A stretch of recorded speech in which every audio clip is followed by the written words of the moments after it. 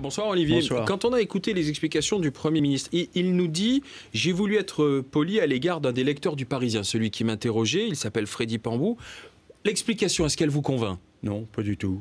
Qu'il ait voulu se montrer poli, c'est très bien et tant mieux. Mais ça ne change pas le sens de sa réponse.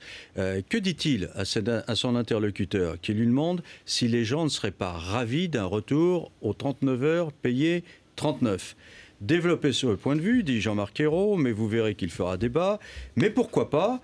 Il n'y a pas de sujet tabou, je ne suis pas dogmatique. Eh bien, littéralement, ça signifie que même s'il n'est pas convaincu, le Premier ministre admet que l'idée n'est pas forcément stupide et qu'il peut y avoir débat. Alors franchement, Olivier, où y a-t-il scandale ? Parce qu'un Premier ministre qui n'est pas dogmatique et qui est ouvert au débat, ça peut paraître peut-être plutôt sensé.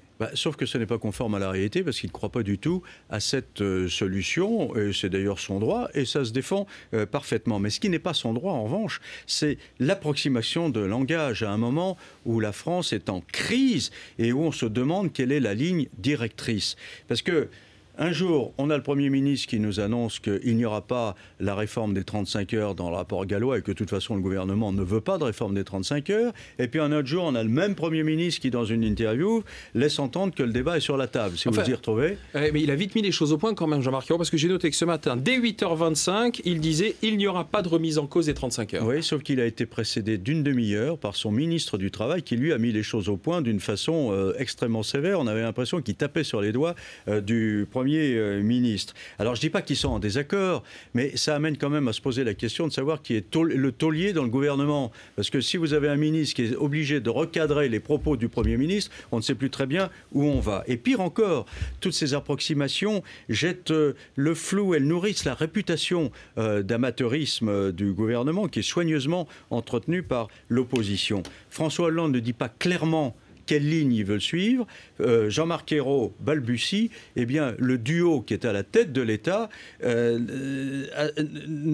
montre pas l'autorité dont il aurait pourtant besoin pour assumer les mesures difficiles qu'ils imposent. C'est un problème d'ailleurs qui se pose au président de la République. Le Premier ministre ne le protège pas, il amplifie ces problèmes. Donc la question du maintien de Jean-Marc Ayrault est posée ? Vous avez vous-même noté, vous l'avez fait remarquer, une réponse qui semble, du Premier ministre, dans la même interview, qui semble donner la réponse. Oui, parce que dans cette même interview accordée effectivement aux Parisiens et aux lecteurs du Parisien, à une lectrice qui lui demande « Pensez-vous faire long feu à Matignon ?»